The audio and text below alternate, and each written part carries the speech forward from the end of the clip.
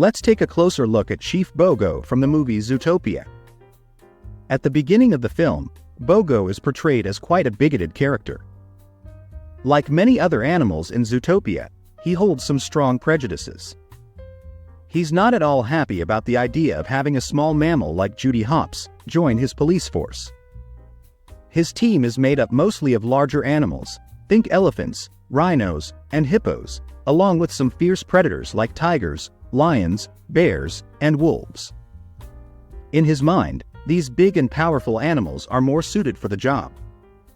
When Mayor Lionheart decides to include Judy in the force without consulting him first, it really rubs him the wrong way. Do you think the mayor asked what I wanted when he assigned you to me? But sir, if Life isn't some cartoon musical where you sing a little song and your insipid dreams magically come true.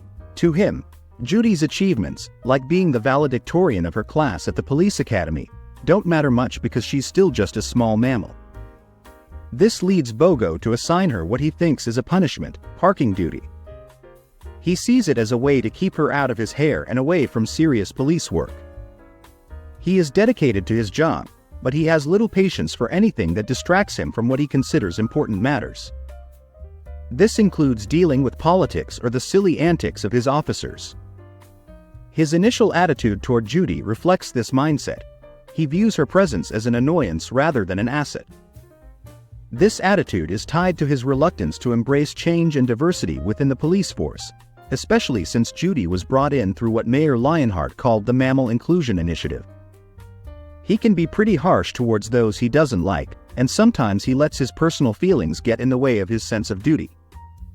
When he and Judy clash on various issues, he makes it clear that he's not going to make things easy for her. He gives her a very limited amount of time and resources to solve her first case, almost as if he's setting her up to fail. He even tells her that if she doesn't succeed, she'll have to resign from the police force. It's like he's saying, "You don't belong here, so let's see if you can prove me wrong." However, underneath that tough exterior, Bogo isn't as closed-minded as he first appears. His prejudice seems to come from a place of what he considers realism. He genuinely believes that smaller animals like rabbits aren't cut out for police work because they don't have the physical strength of larger mammals. This viewpoint makes him skeptical about Judy's abilities right from the start. Interestingly enough, Bogo has a softer side that comes out when you least expect it. For example, halfway through the movie, we find out that he's a secret fan of Gazelle, the pop star in Zootopia. This little detail shows that he has more layers than just being a tough chief. Once Judy manages to crack her first case, we see a noticeable change in Bogo. He starts to warm up to her and becomes more supportive and encouraging. It's clear that he respects her hard work and determination now that she's proven herself. This shift in his attitude is especially evident when Judy decides to resign from the force due to guilt over something she said at a press conference. Bogo looks genuinely sad about her decision, showing that he values her presence on the team. By the end of the film, it seems like his prejudiced views have really changed thanks to Judy. Not only does he welcome her with open arms after her success as an officer and detective, but he also surprises everyone by being willing to add Nick Wilde, a fox, to the police force. Earlier in the story, Bogo had shown distrust towards foxes due to common stereotypes. His serious attitude, especially when it comes to his job as the chief of police, has some interesting reasons behind it. During a conversation with Judy, he hints at his views about society, sharing that he sees the world as a broken place that really needs good cops to help fix things. The world has always been broken. That's why we need good cops. Like you.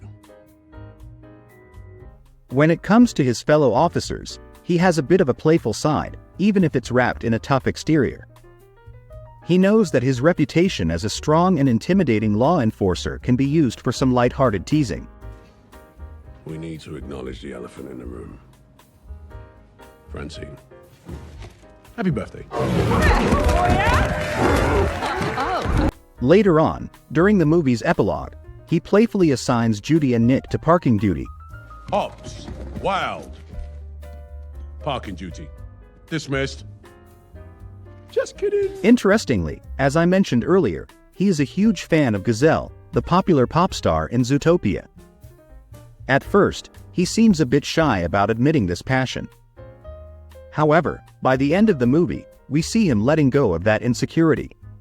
It's a fun moment that shows he's not just a serious chief but also someone who can let loose and enjoy himself.